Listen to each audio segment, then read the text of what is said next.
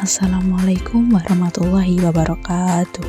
Perkenalkan, nama saya Nur Aini Salsabila dari Prodi Akuntansi dengan NIM 23041624.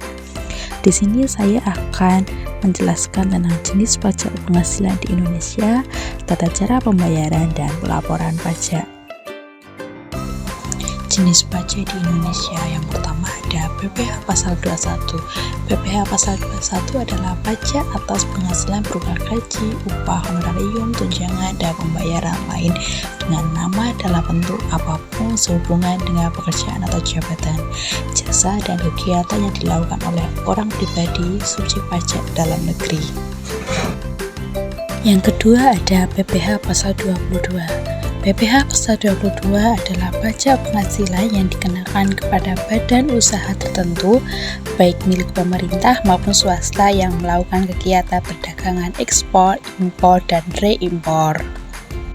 Yang ketiga ada PPh pasal 23. PPh pasal 23 adalah pajak penghasilan yang dikenakan atas modal, penyerahan jasa atau hadiah dan penghargaan selain yang telah dipotong PPh pasal 21.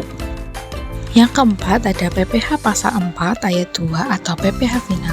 PPh pasal 4 ayat 2 atau PPh final adalah pajak penghasilan yang dikenakan atas beberapa jenis penghasilan yang didapatkan dan pemotongan pajaknya bersifat final serta tidak dapat dikreditkan dengan pajak penghasilan terutang.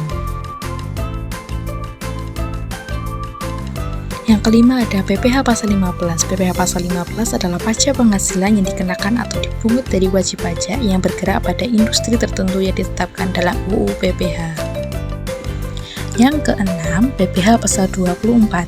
PPh pasal 24 adalah pajak yang dibayar atau terutang di luar negeri atas penghasilan dari luar negeri yang diterima atau diperoleh wajib pajak dalam negeri, di mana pembayaran pajaknya bisa dikreditkan.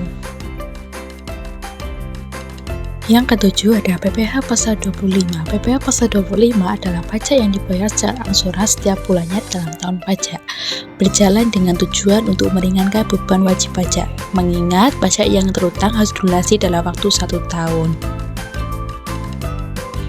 Yang kedelapan ada PPh pasal 26. PPh pasal 26 adalah pajak penghasilan yang dikenakan atas penghasilan yang diterima wajib pajak luar negeri dari Indonesia selain BUT dari pemerintah, subjek pajak dalam negeri, penyelenggara kegiatan, dan perwakilan perusahaan luar negeri. Yang kesembilan ada PPh pasal 29. PPh pasal 29 adalah pajak penghasilan kurang bayar yang tercantum dalam SPT tahunan PPh, yaitu sisa dari PPh yang terutang dalam tahun pajak yang bersangkutan dikurangi dengan kredit PPh 21, PPh 22, PPh 23, PPh 24, dan PPh 25. Kemudian, tata cara pembayaran. Secara umum, cara pembayaran pajak penghasilan ada 3, yaitu yang pertama ada online banking, yang kedua menyetor lewat teller, bank atau kantor pos, yang ketiga online pajak. Kemudian, cara lapor SPT tahunan online. Yang pertama, masuk ke situs djponline.pajak.go.id. 2. Masukkan NIK atau NPWP, password, dan kode keamanan yang tertera. 3. Klik login. 4. Klik pilihan lapor dan pilih layanan e-filing. 5. Temukan menu buat SPT di bagian atas.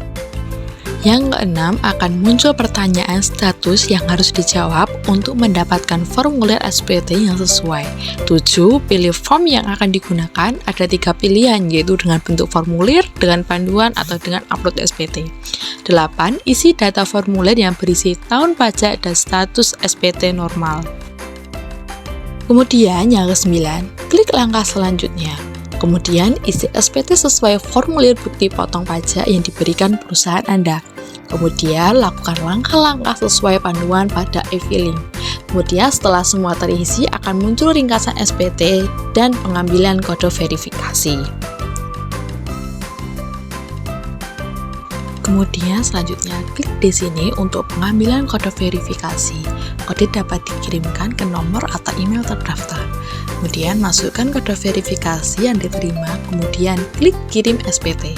Kemudian laporan SPT akan terekam dalam sistem DJP dan nantinya bukti laporan SPT akan dikirimkan melalui email terdaftar. Sekian penjelasan dari saya. Wassalamualaikum warahmatullahi wabarakatuh.